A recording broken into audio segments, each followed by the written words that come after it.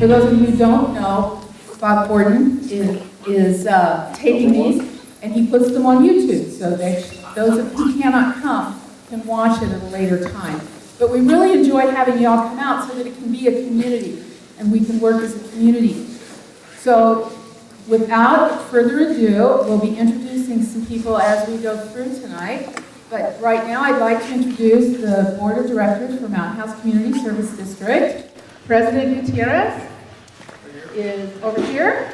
Good evening, Mountain House. I can hear it. I hear it. I love y'all. Vice President Tingle. Good evening.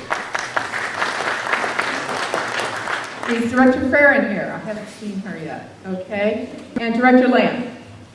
Back here in that corner. And Director Sue is working tonight. So he's over at the hospital emergency room making sure that any of the people that slipped in the water are taken care of. So again, welcome tonight. We're really glad that you're here. And I'm going to turn the podium over to Director Gutierrez for a few words of intelligence.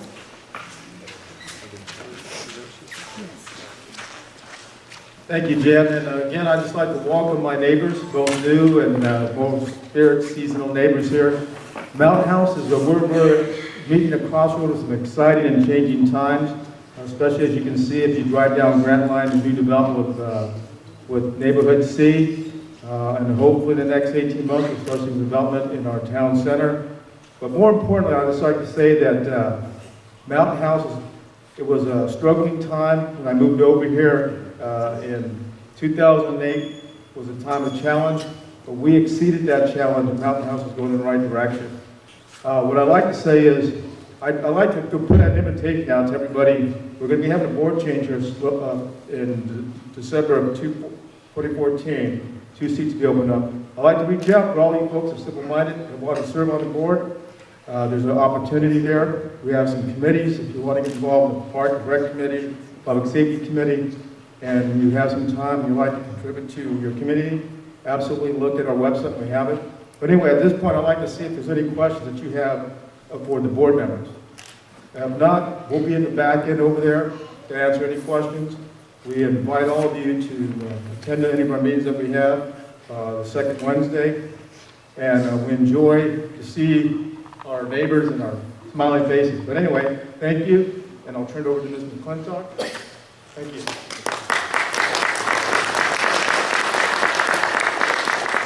Thank you, President Gutierrez. And for those of you who aren't aware of how Mountain House got started, Mountain House was an idea. It was nothing more than a dream of an organization, and they worked with the county of San Joaquin County to create Mountain House. And Mountain House was governed by the Board of Directors, or the Board of Supervisors of San Joaquin County for many years. And it became independent in fall of 2008, and that's when you have your own Board of Directors. We are still part of San Joaquin County, and we're very happy to welcome our County Supervisor, Bob Elliott.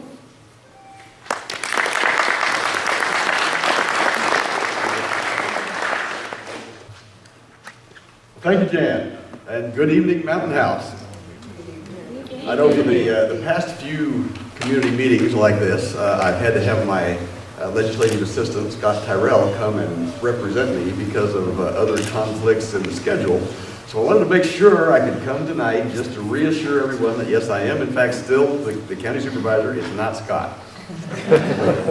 But at any rate, it's great to be here. It's always good to spend some time with the folks here at Mountain House. I'd like to just bring you a few updates on some things that are happening at the county level. One on transportation. At the intersection of Grant Line Road and Byron, I'm sure you've all noticed that finally the traffic signals are up and running. So that's the good news. It's largely complete. Unfortunately, and I apologize for the fact that we haven't been able to iron out all the wrinkles more quickly, but unfortunately there are still just a few minor glitches that they're working out. Some of the synchronization with the lights and the railroad track, and then a couple of the right turn signals. Still a few glitches there to clean up, but the good news is on that the contractor has identified the problems. They're just working to get those resolved. So I would urge you to continue to use some degree of caution when you go through that intersection until they get all those problems finally ironed out. Also, an issue with Delta College speeding was brought to my attention. And again, this was because of my legislative assistant being here at one of the past meetings and someone bringing this up to him after the meeting. So we passed that on to Public Works, and they in turn contacted the Tracy CHP representative and requested that there be some speed enforcement out there around the college area, particularly during the morning commute and in the mid-afternoon times when the traffic is heaviest there. So the CHP agreed to do that, so please let me know if it hasn't been done, and we'll hit them up on that again. Library, congratulations on the upcoming reopening of your library. I understand there was a little hiccup with the permitting process, but that got ironed out. So I also understand there will be a soft opening next week and perhaps then a grand opening soon after that. Is that correct? Yes. So I certainly look forward to celebrating the grand opening of the grand reopening of your library. On the drought situation, I'm sure you're aware there are lots of water issues throughout the state here. The twin tunnels remains an issue, water bond, water storage. But most of all, the thing that affects us most is the continuing drought. It has an effect on our agriculture industry, which is still our #1 industry here in San Joaquin County, and it potentially affects each of us individually as well. Earlier in the year, back in January, the governor proclaimed a statewide drought, and then subsequently at the county level, on behalf of the county, I signed a county level drought emergency proclamation. So that gives us more authority then to respond to the local situation, to be able to plan and prepare for emergencies that may come up related to that. Also make emergency purchases if necessary, request state assistance, and just be able in general to provide for taking advantage of those things that are made available to us because of the drought. San Joaquin County is currently at the second highest level of drought, extreme drought. And at the present time, 94% of the entire state is in one level of drought or another. In fact, the only part of the state that's not in some kind of drought declaration is the southeastern part of the state, and it's all desert down there anyway, so there's no difference whether there's a drought declaration or not. But at any rate, right now about 2/3 of the state is considered to be in extreme drought or worse. So we certainly appreciate your efforts to conserve in that as we're working our way through this shortage. In that regard, I'd like to congratulate your district board of directors here for declaring a water shortage emergency recently, because I think that just shows a willingness of the community to take responsibility for the things that we can do as individuals to get ourselves through this shortage. So even more than your board of directors, I want to congratulate each of you for the efforts that you make to conserve and help us get through this period of shortage. For more information on the drought and ways that you can help, please visit our county website at www.sjgov.org. You'll find a link under highlights that reads 2014 Drought Information Resources.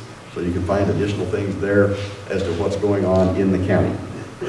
At the county level, we've also activated an agricultural drought task force to deal with the situation. And I also get daily situation reports from our County Office of Emergency Services. Another item, you may have heard about this. I see the sheriff is here tonight. He may have updated you in the past on our efforts to improve public safety. But as you know, last year we decided at the county to alter our approach somewhat toward our public safety operations, our public safety philosophy. We canceled the plans to build a new jail, and now we're focusing on opportunities that are available through another program with Senate Bill 1022. So late last year, I had the privilege to accompany the sheriff when we presented our county proposal for a new medium security facility out at our honor farm, which would replace the basically zero security facility that we have out there now. And we successfully received approval for about $33.3 million toward a type 2 standalone medium security facility out there. So now we're waiting to see if there are going to be any appeals from those counties who were unsuccessful in pitching their proposals. The appeal period ends at the end of February, so we will know soon whether there is any appeal to the previous action of the board. In the meantime, the Sheriff's Department is refining their plans to optimize our opportunities under this new program. And I have to give the Sheriff and his department a lot of credit, and I think we all should, not only for keeping us safe, but also for keeping his department running efficiently and proficiently, all the while continuing to plan for our future. So thank you, Sheriff, and your department. And lastly, I'd like to just congratulate the residents of Mountain House once again for your community spirit and your sense of involvement in your own community here through the participation in the community workshops that you've had recently, where everyone has had a chance to give their input onto the shape and feel and things that you'd like to see in your proposed new town center. It's a unique opportunity to actually be able to participate in the planning of your own community, and I just congratulate all of you for the efforts that you've shown to do that. So at any rate, I think I'll stop there. If there are any questions, I'd be happy to try to answer those. Otherwise, thank you very much for inviting me to come tonight, and I hope to continue to be able to do this in the future.